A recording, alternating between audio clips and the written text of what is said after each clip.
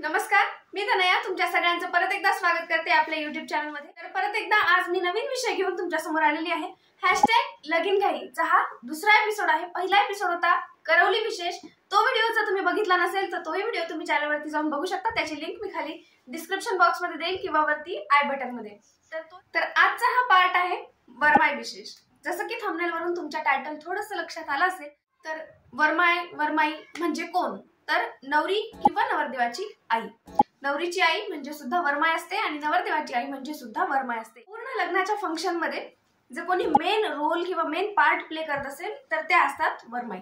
लग्न ठरल्यापासून जमल्यापासून प्रत्येक रीतीभाती म्हणा पद्धती कुटुंबाप्रमाणे लग्नाच्या पद्धती बदलतात आणि थोड्याफार रीतीभाती ह्या वेगळ्या असतात, वेगळ्या होत जातात।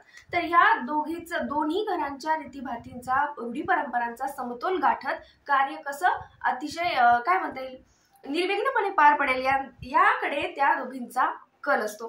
अशाच वरमाईंसाठी काही टिप्स आणि ट्रिक्स घेऊन मी आज तुमच्या समोर आलेली आहे। चला तर मग वरमाईंनी हजेरी लावा पटापट आणि सबस्क्राइब केलं नसेल चॅनलला तर सबस्क्राइब करून घ्या। व्हिडिओला डायरेक्टली सुरू करू। लग्नाच्या गडबडीमध्ये त्या दोघी एवढ्या व्यस्त असतात की स्वतःकडे लक्ष द्यायला त्यांना अजिबात वेळ नसतो।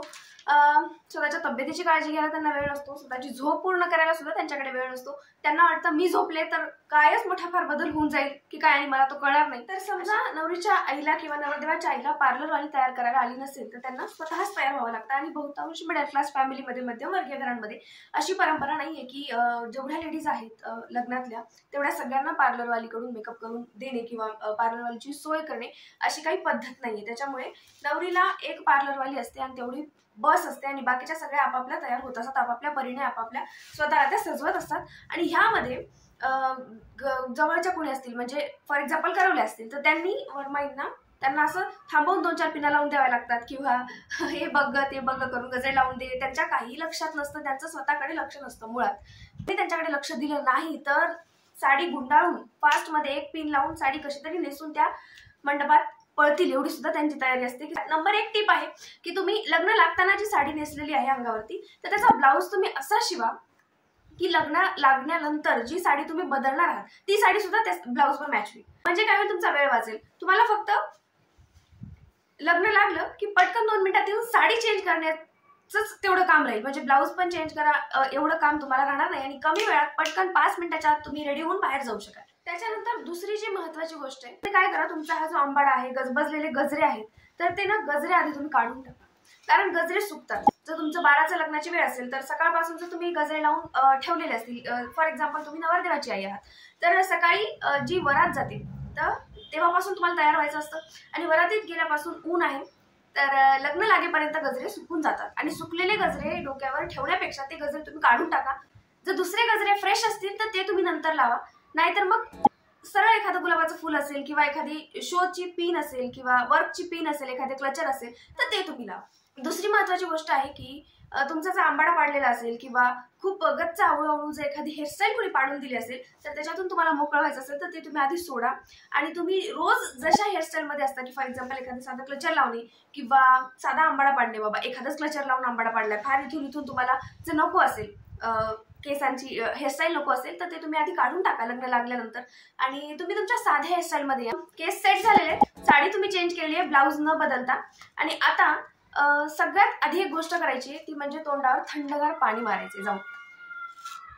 विधी असतात लग्नामध्ये, कुंकू लावलं जातं, हे कुंकू लावते ते कुंकू लावते, हे आहेर तो आहेर, हे आहेर देण्या घेण्याच्या प्रक्रियेमध्ये ना खूप कुंकू डोक्याला लागलं जातं। डोक्यावरचं कुंकू नाकावर पडलेलं असतं त्याच्यामुळे ना हा एवढा जो भाग आहे तो कुंकाने भरलेला असतो। उन्हाळ्यामध्ये ना घाम येत असतो आपल्याला, सारखा कंटिन्यू घाम येत असतो आणि घाम आल्यामुळे ते कुंकू नंतर चिटकून बसतात, त्याचे डाग पडतात, ते निघत नाही।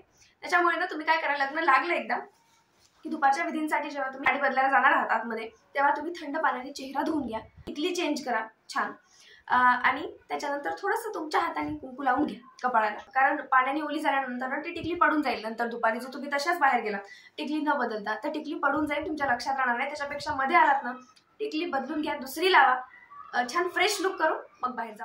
सोबत एक पर्स कॅरी करत असाल ना तुम्ही, ऑब्व्हियसली नवरी नवरदेवाची आई आहात म्हणजे तुमच्याकडे एक पर्स आहे असं मी गृहीत धरून चालते आणि हा माझा पुढचा पॉइंट आहे तो तुमच्यासोबत शेअर करते। मध्ये तुम्ही एक छोटीशी पाण्याची बॉटल, एक टिश्यू पेपर किंवा हातरुमाल, घाम पुसायला तरी हातरुमाल सोबत ठेवा आणि एक डेअरी मिल्कचं चॉकलेट चॉकलेट कशामुळे? कारण मला माहिती आहे 3-4 दिवस तुमची झोप नीट झालेली नाहीये, तुमचं खाण्यापिण्याकडे लक्ष नाहीये स्वतःच्या. कारण पूर्ण कार्यामध्ये किंवा त्या पूर्ण लग्नाच्या फंक्शनमध्ये तुम्ही स्वतःला इतकं इन्व्हॉल्व करून घेतले की स्वतःकडे लक्ष द्यायला तुमच्याकडे वेळ नाहीये. आलेल्या पाहुण्यांची आगत स्वागत करण्यामध्ये पाहुणे मंडळींना काही कमी नको पडायला ह्याच्यासाठी तुम्ही जे फिरत असता इकडे तिकडे त्याच्याने तुमची एनर्जी डाऊन होण्याची शक्यता आहे. पटकन तुम्हाला वाटलं तर ते चॉकलेट तुम्ही खा, कारण चॉकलेट खाणं सोपं असतं. एक भाजी पोळी खाण्यापेक्षा चॉकलेट खायला जास्त वेळ लागत नाही. त्याच्यामुळे पटकन खाऊन होईल, तुम्हाला इन्स्टंट एनर्जी येईल आणि तुम्ही चांगलं काम करू शकाल, इकडे तिकडे धावपळ करू शकाल. अतिशय निर्विघ्नपणे तुमचं कार्य पार पडो या माझ्याकडून तुम्हाला सगळ्यांना शुभेच्छा. जो कुणाचं लग्न असेल ऑफकोर्स. व्हिडिओ आवडला असेल तर नक्की चॅनलला सबस्क्राईब करा, लाईक करा, शेअर करा व्हिडिओला. अजून तुम्ही तुमच्या बहीणबाई सोबत व्हिडिओ शेअर करू शकता. अशाच एका व्हिडिओ सोबत भेटणारच आहोत लवकरच. तोपर्यंत नमस्कार.